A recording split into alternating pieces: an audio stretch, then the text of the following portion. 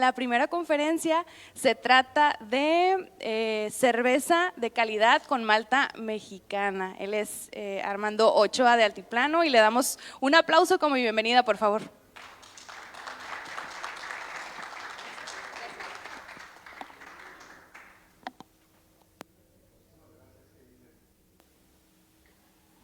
Hola, hola. Hola, ¿cómo están? Bien animados. Mi nombre es Armando Ochoa, yo soy maestro en ciencia cervecera y destilación por la Universidad de Heriot-Watt y la Universidad de Nottingham, en Reino Unido. Soy miembro del IBD, del Institute of Brewing and Distilling y otras cosas más. Les voy a platicar en esta ocasión acerca de algunos problemas que he detectado como maestro cervecero, maltero y consultor de la industria. He detectado algunos problemas comunes en las cervecerías. Entonces voy a tocar un poco esos temas, voy a mostrar algunas ecuaciones para que ustedes solucionen unos problemitas que normalmente cuando hacemos cerveza nos volvemos técnicos. Entonces de repente ya nos brincamos ciertas reglas, tenemos ceguera de taller y en muchas ocasiones cuando se invita a la cervecería te das cuenta que, por ejemplo, la maceración no la hicieron bien, ¿no? Algo tan básico, pero es un problema que he visto muchas veces. Por ejemplo, he llegado a alguna cervecería y cuando están sacando el grano, tomo un poco de mosto y hago una prueba de Lugol y esta me da positiva.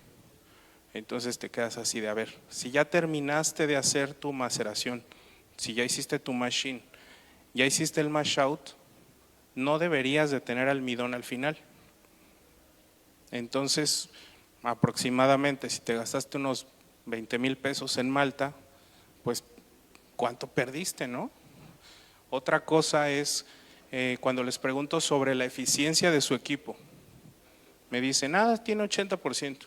Ok, ¿y cómo la calculaste? No, pues el fabricante me dijo que tiene 80. O de repente me dicen, no, que tiene 85, 90. Oye, pero ¿cómo la calculaste? Si estás haciendo tu receta, deberías de saber ese valor y lo tendrías que calcular en función de todas tus maltas, de tus fichas técnicas, etcétera. ¿Sí? Entonces, si tú planeaste una gravedad original de 1.060, pues lo mínimo es que estés en ese valor, ¿no? No que de repente tengas 1.075 y llames a la maltería y digas, oye, tengo más gravedad, o peor, salí con 1.040, algo está pasando, ¿no? Entonces, la cerveza originó a la biotecnología, ¿sí? Hace muchos años, este dato ya se modificó, estamos hablando de hace 10,000 años en Turquía, ¿sí? En las investigaciones más recientes. Entonces tenemos un bagaje enorme de variables que controlar, ¿sí? Hay que volver a ver todos esos números, volver a revisar todo. Bueno, ya voy a empezar. Les voy a hablar un poco del contexto histórico porque creo que es importante. Pedro Mártir de Anglería fue el primer cronista de las Indias. Él venía con Cristóbal Colón. Desde el primer viaje se plantó cultivar cebada en el Nuevo Mundo.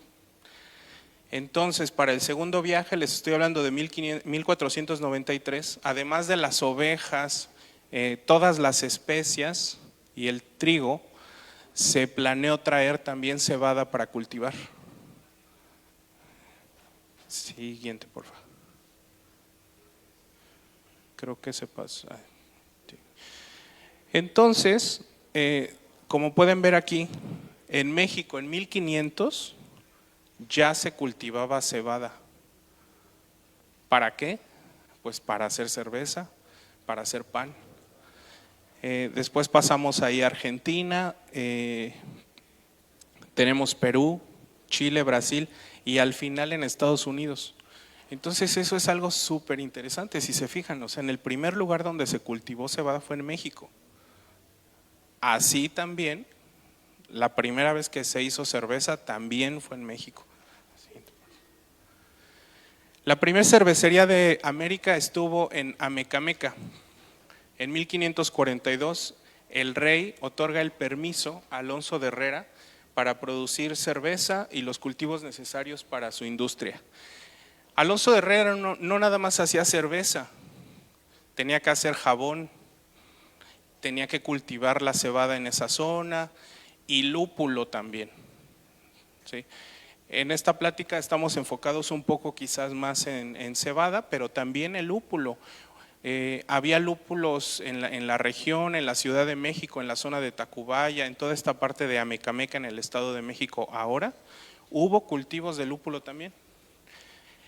La primer cervecería se llamaba Bracería y abre en 1544. Esta fue la primer cervecería del continente americano. No fue en Estados Unidos, fue en el Estado de México. Los estados productores de cebada son estos que vemos aquí. Como observan es toda la zona centro, Tlaxcala, Puebla, Tlaxcala sí existe, Puebla y toda esa zona hasta Durango. ¿Sí? Ordeum vulgare, Ordeum disticum. La siguiente, por favor. Específicamente hablando de la malta altiplano, las evaluaciones de todos los indicadores, de los parámetros que están presentados en las fichas técnicas, están evaluados a partir de White Labs. Los malteros están certificados por el Institute of Brewing and Distilling de Reino Unido y Altiplano es miembro de la Brewers Association. Primero les voy a hablar de rendimiento. ¿Qué es el rendimiento? El rendimiento es la extracción total de azúcar fermentable que tendremos al máximo, si todo salió bien. Si todo salió bien, realmente aquí la lista de variables sería enorme, pero principalmente les quiero hablar de las que dan más problema y de las que quizás el cervecero ya se olvidó. El pH, que voy a hablar un poco después, la temperatura que normalmente tenemos que tener en el rango máximo de 68 grados para machine. Si cayó nuestro pago, ¿no? Si el cervecero está a gusto, también es un factor que influye. El ajuste de agua, que me ha tocado ver que como en el 90% de las cervecerías no se hace un análisis de agua, lo cual es increíble.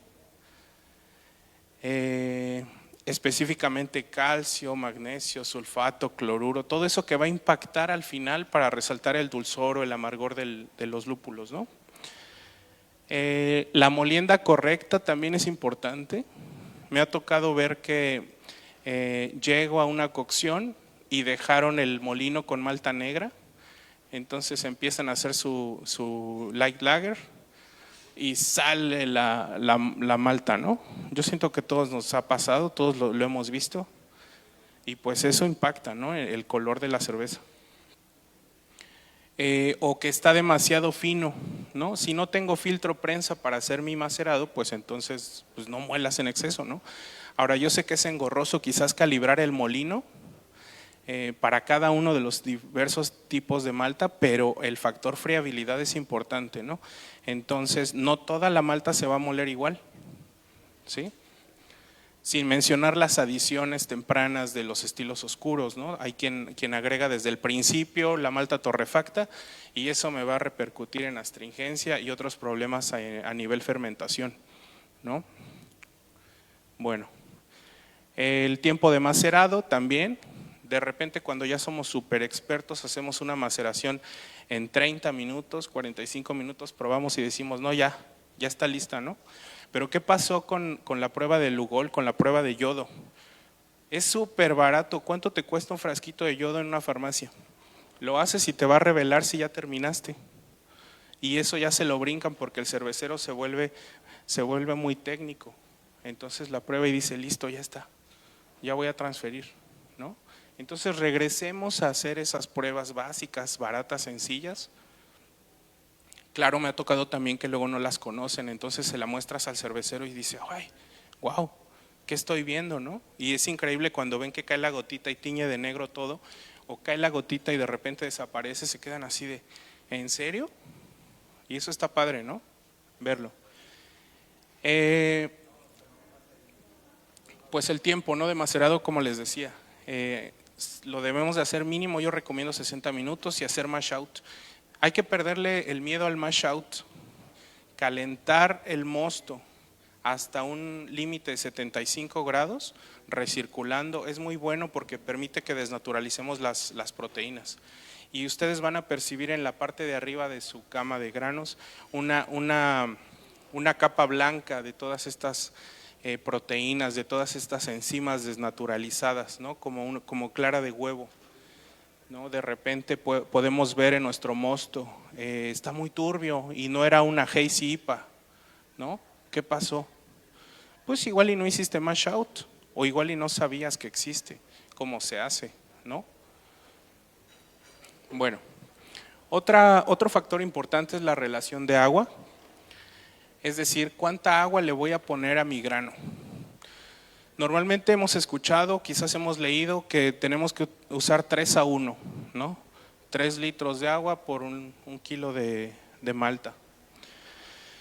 El problema ya está súper estudiado, esta relación. Si utilizamos de 2 litros por kilo, ¿qué va a pasar? Vamos a tener una desnaturalización de las enzimas por concentración de azúcar. Es muy poca agua, ¿sí?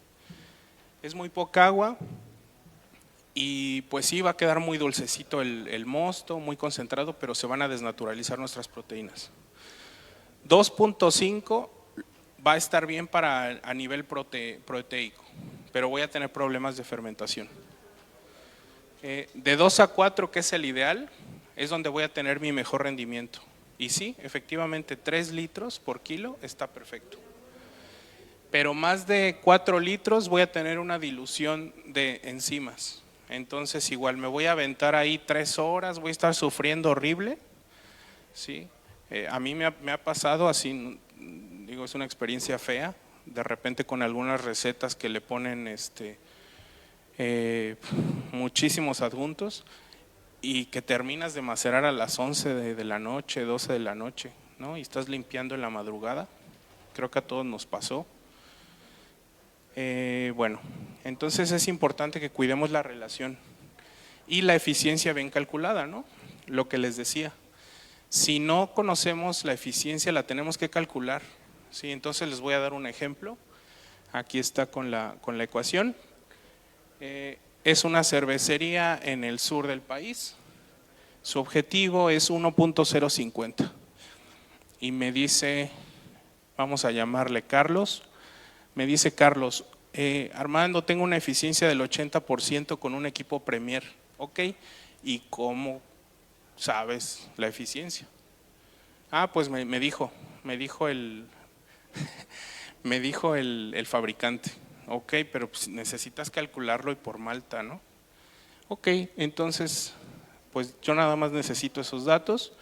Esta sería la ecuación, ya está en español, extracción total peso, el volumen del mosto en litros, gravedad específica últimos 2 dígitos, es decir, 50, peso total de la malta, estoy hablando de un equipo de 1200 litros, 226 kilos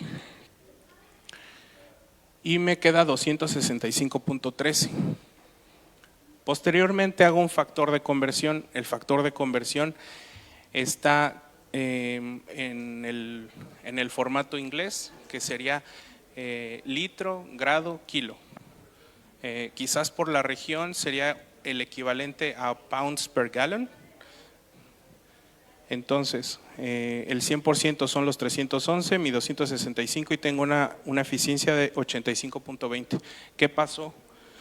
Pues tuvo 1.063, entonces estaba mal calculada su eficiencia, no es consistente el producto, agregó más malta y le podía haber ahorrado un poco, ¿no? Solo por no haber calculado la eficiencia.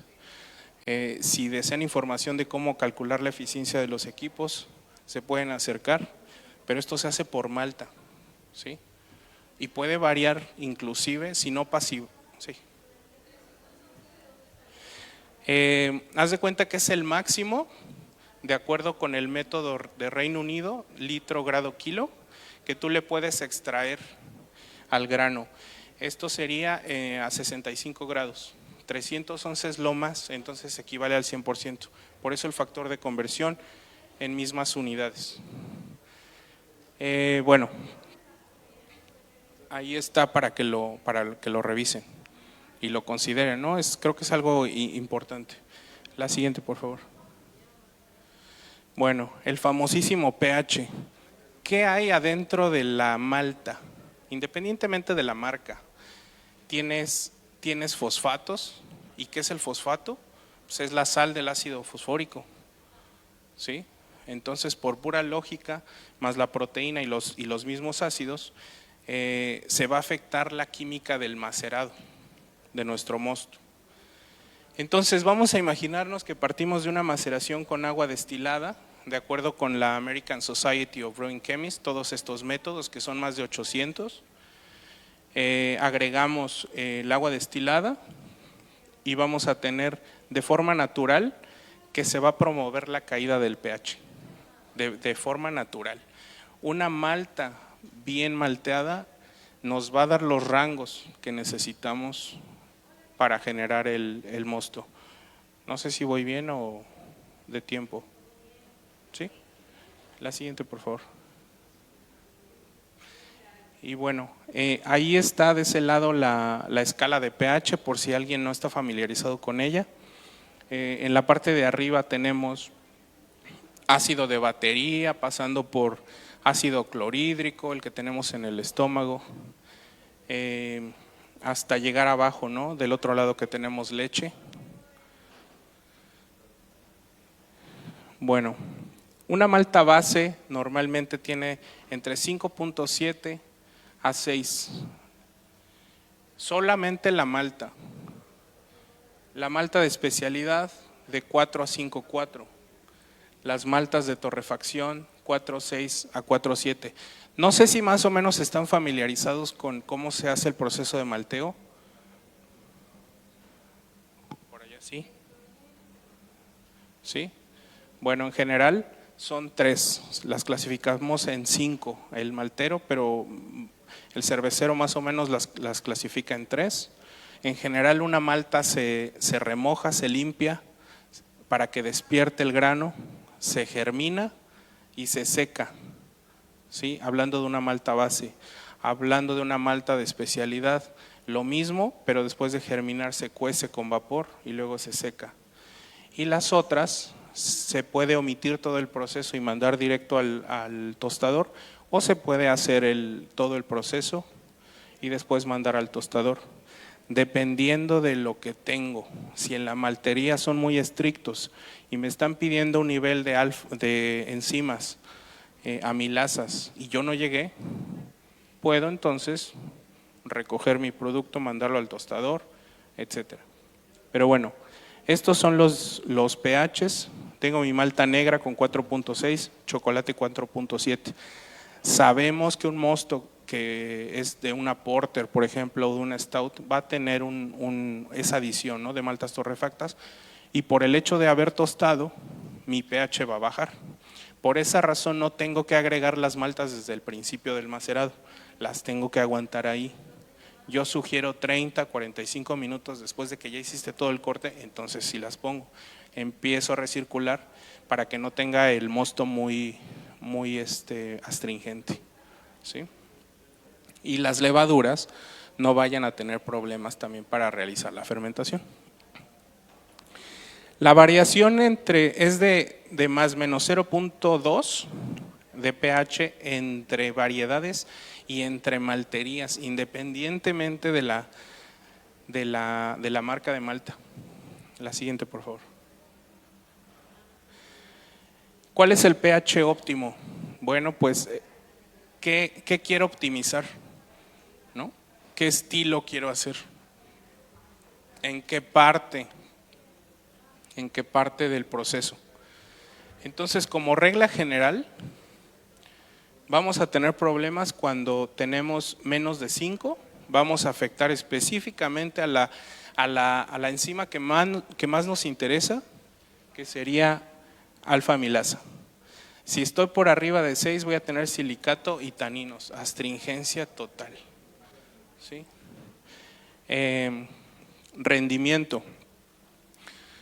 Depende del autor, si se fijan, pero más o menos estamos ahí en un rango, ¿no? Briggs dice 5.4, 5.6, Bamford, que yo le creo bastante, 5.5 a 6. Y Kunze, el clásico Kunze, 5.5 a 5.6. Dependiendo la enzima, ahí está esta gráfica que me gusta mucho. ¿A quién estoy favoreciendo, no? La siguiente, por favor. Óptimo para conversión y extracción, 5.5 a 5.8. ¿Sí? Como viene ahí en la imagen, a mí me gusta de esa manera, como dice Bamford. Óptimo para sabor, estabilidad y claridad. Ahí está muy interesante ese dato. Tengo que lograr el más bajo deseable. ¿Por qué? Porque a más acidez resalto el sabor, mayor estabilidad. Entonces, si se fijan, es un poco contrario a lo que sabemos que debemos tener en la conversión. Ya al final tendrías que estar, si son pálidas, 5.2 a 5.4. En oscuras 5.4 a 5.6.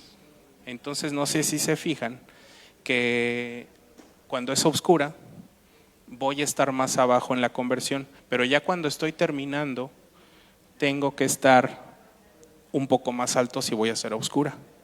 Y si voy a ser clara, que estaría en la conversión más arriba, al final tengo que terminar más bajo. Esto si quiero mejorar la estabilidad, claridad y sabor. ¿Sí? Ahora, la siguiente. Me ha tocado ver que de repente, además de las enzimas que agregan en el macerador, lo cual yo veo mal porque es un gasto enorme, si la malta no está bien malteada, voy a necesitar agregar enzimas.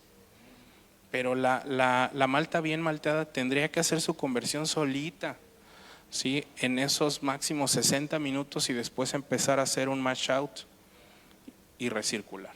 ¿Sí? Algo que me ha tocado ver es que agregan ácido fosfórico al hot liquor tank.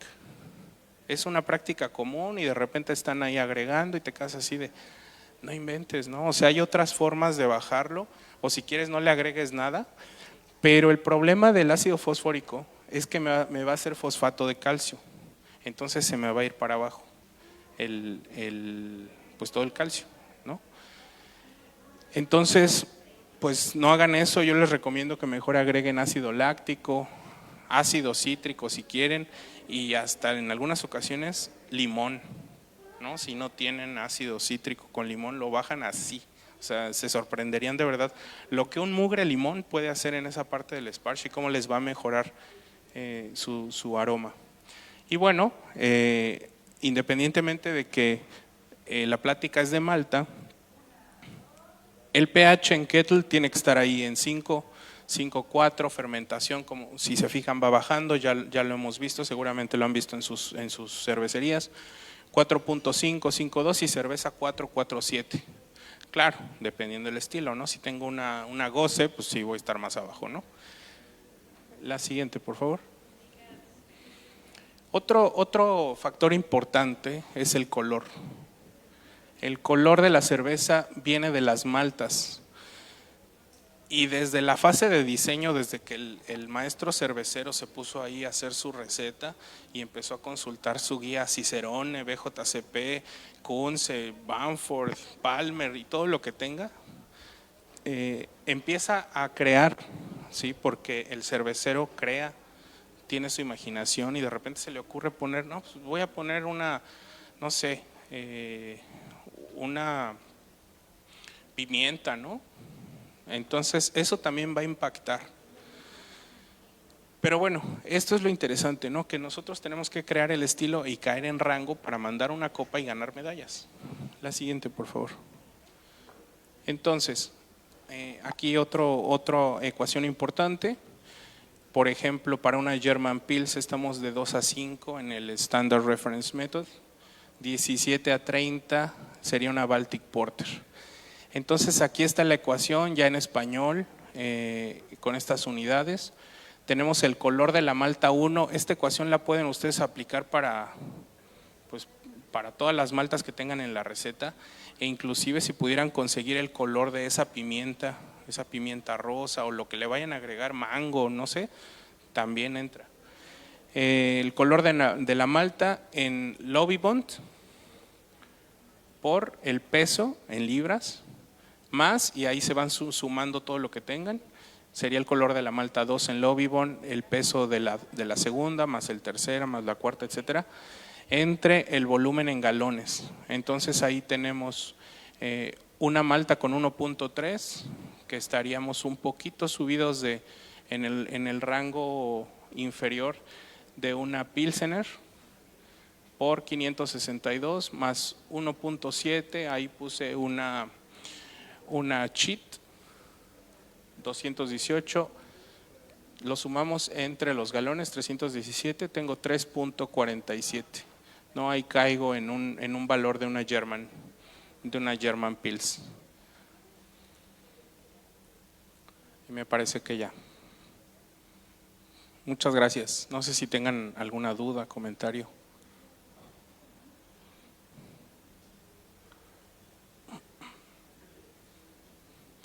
Sin duda se pueden acercar, si buscan, si quieren saber cómo hacer algún otro cálculo, eficiencia. Los más comunes pues son irme a extracto en mi ficha técnica, pero consulten la ficha técnica, vean el extracto, el tipo de molienda, el que dice ASIS, el color, etcétera. Todos estos valores son importantes, ¿no? Normalmente una ficha técnica completa debe de tener cerca de 80 parámetros, ¿no? Pero el cervecero promedio nada más se fija como en 2. ¿Qué recomendaciones le puedes dar a un cervecero para hacerle pruebas a una malta base marca X para saber si cumple con los parámetros que muestra el certificado? Excelente pregunta. Aplicar el método de extracto y ponerlas a competir entre marcas. O sea, me voy a conseguir 1 kilo de altiplano contra una Bellerman, contra una Breeze, Simpson, Muntons, y hazte una maceración a 65 grados con la relación de agua que vimos, con el pH, dependiendo, si lo quieres muy estricto, si no puedes agarrar el agua así como la usas en el proceso, y contratiempo. Y al final ves cuánto obtuviste de extracto, cuánto tienes de pH, y así te la llevas. Entonces, a ver, eso se ha hecho.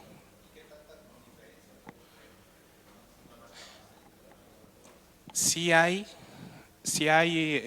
un poco, como puede haber 2 grados, pero eso te impacta, ¿no? Eso ya escalado a un volumen amplio te impacta.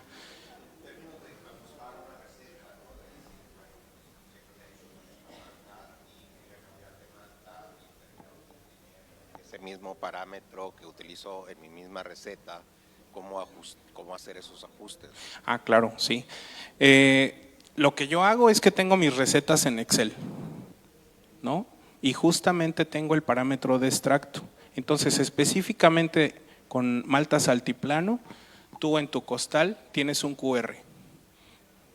Lo escaneas y en automático te va a mandar a tu ficha técnica. Sí. Normalmente si yo me meto a consultar la ficha técnica de otra maltería, ¿qué pasa? Tiene siempre el mismo extracto. Entonces dices, ¿será? De repente vienen como pedazos del piso de germinación circular o cúbico. Entonces eso te da una variación. O viene algunas veces con carretillas, avenillas, avena, etcétera, o otros granos. Entonces no puede ser el mismo, tiene que ser, cada lote tiene cierto extracto y es diferente. Entonces en tu Excel, que ya tienes ahí, le cambias.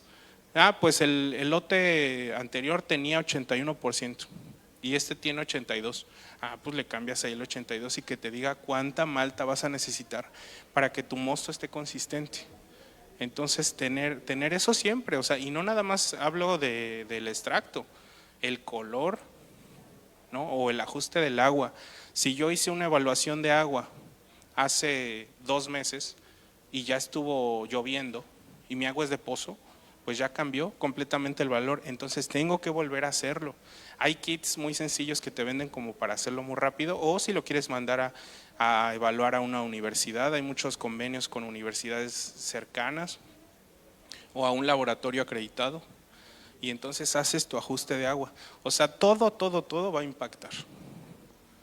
En el caso de la cebada que utilizas para hacer la malta base, también pudiéramos ver algunas diferencias que puedan existir de una temporada a otra. Claro, sí. En un año llovedor, un año más seco, poder tener un grano o sea, más choncho o menos choncho y esas cuestiones.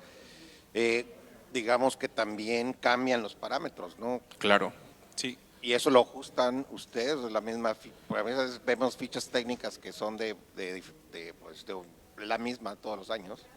Y pues me imagino que qué tanta diferencia puede haber entre una temporada y otra, porque y sobre todo sobre esas cebadas que son de temporal, que es la mayoría, ¿no? Que no tienen que no son de riego, vaya. Sí, definitivamente entre una cebada y otra, no solamente considerando la variedad, sino si es de riego o si es de temporal, como bien mencionas, sí hay variación. Pero la industria maltera, al igual que la industria cervecera, que antes era la misma, tiene muchísimos parámetros, tiene muchas curvas de secado, por ejemplo, ¿no? Entonces todo eso se controla. La muestra se analiza, normalmente es White Labs o otros laboratorios, se analiza y entonces se toman decisiones de cómo se va a llevar a cabo esa germinación, ese secado, para que salga el producto consistente. Si el producto no es consistente, pues simplemente no sale, ¿no? Y por eso les hablaba de que cada costal obedece a una ficha técnica con ciertos parámetros. O sea, sí va a haber variación. Eso que mencionas es cierto. O sea, de repente te metes a la página X, descargas Pilsen, Caramelo 60, y siempre es la misma, siempre es la misma. A ver, espérate. ¿Siempre es la misma? ¿Hace 3 años tenías el mismo extracto? ¿El mismo color? ¿Y si algo pasó, si algo cambió, si usé otra variedad? Claro, entonces por eso es importante escanear el QR o escribirle a la cervecería si estoy usando otra malta de otro lugar y decirle, oye, mándame actualizada la ficha. ¿Implementan algún tipo de trazabilidad del grano de donde procede Sí. las maltas que elaboran? Sí, tú te puedes acercar a la maltería y le puedes decir, oye, me interesa saber de dónde viene, ¿no? Y eso se tiene que hacer por norma. Para todos los insumos cerveceros, aunque en México de repente como que no estamos muy regulados en ese sentido, pues si tú tienes un sistema de gestión de calidad, ¿no? O si tu plan es hacerlo, necesitas hacer esa trazabilidad, ¿no? El objetivo es hacerlo como la norma 059 de la industria farmacéutica, que son los top, bueno, no son los top, porque hay otras, la automotriz, que es la más avanzada, pero después de eso sigue la farmacéutica y después sigue la alimentaria. Entonces sí existen normas que te obligan a que tú hagas trazabilidad, entonces sí puedes saber de dónde viene. Muchas gracias.